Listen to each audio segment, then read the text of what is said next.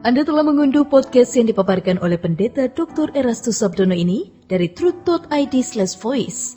Selamat mendengarkan podcast ini. Shalom, saudara, salam sejahtera. Kebenaran hari ini, saudaraku, berjudul Hidup bagi Kemuliaan Allah. Saudaraku, kalau Yesus dijadikan Tuhan bagi kemuliaan Allah Bapa, maksudnya adalah di dalam dan melalui kehidupan Yesus nama Allah dimuliakan. Dan itu tidak terjadi secara otomatis atau tidak terjadi dengan mudah. Yesus harus merendahkan diri, taat sampai mati, bahkan mati di kayu salib.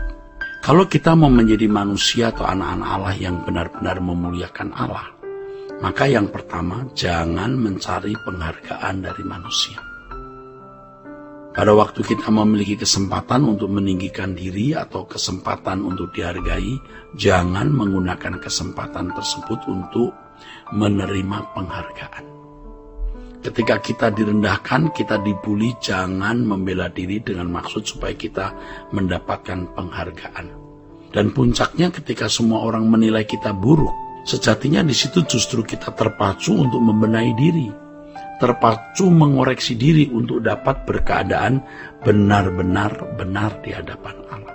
Jadi, saudaraku, di sini kita menemukan mutiara yang indah, mutiara yang berharga, yaitu gairah untuk menjadi orang yang tidak bercacat, tidak bercela di hadapan Allah, atau memiliki nilai yang baik di hadapan Allah, atau menjadi orang yang terkemuka di antara orang-orang terkemuka di kerajaan surga nanti. Dan ini adalah berkat yang luar biasa. Karena gairah kita adalah gairah untuk mencari pujian dari Allah dan penghargaan nanti di hadapan tahta Kristus, bukan di bumi ini.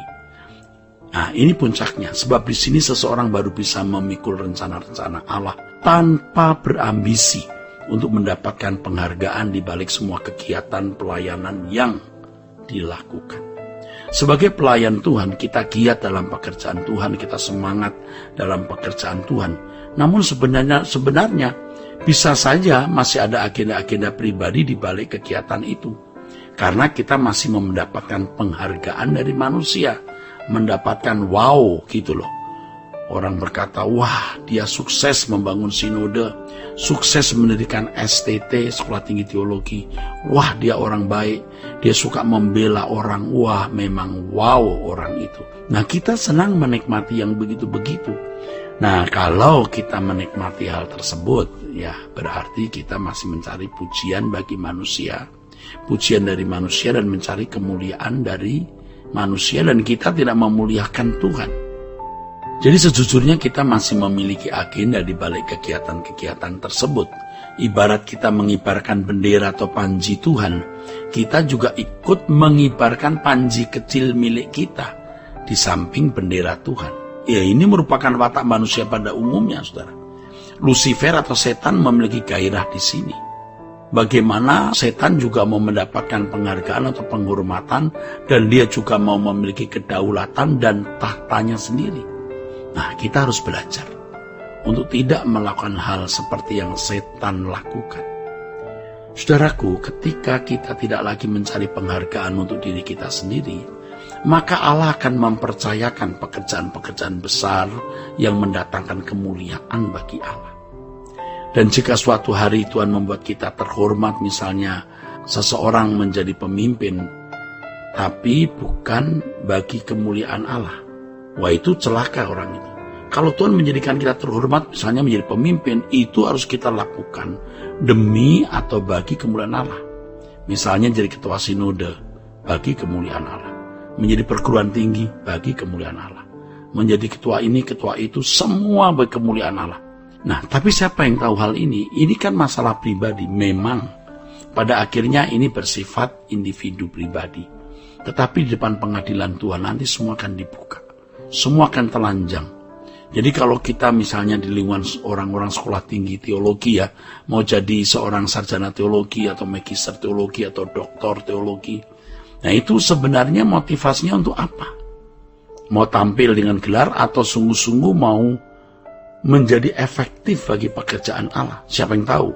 Individu masing-masing. Tetapi saudara harus tahu bahwa semua kita akan ada di hadapan pengadilan Kristus.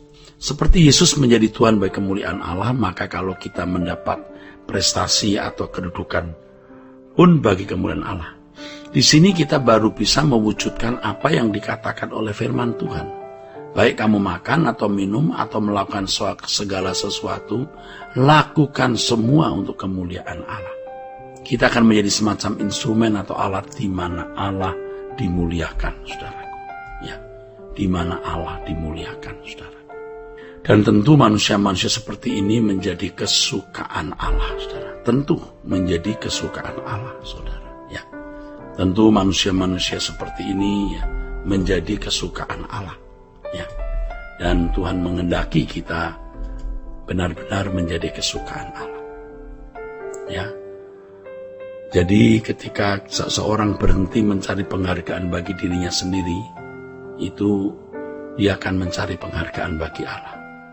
Walaupun punya momentum untuk mendapatkan penghargaan, dia tidak akan menggunakan itu untuk kesenangan sendiri. Dia mempersembahkan kemuliaan bagi nama Allah. Nah, di sini Allah disukakan hatinya, digembirakan. Ya.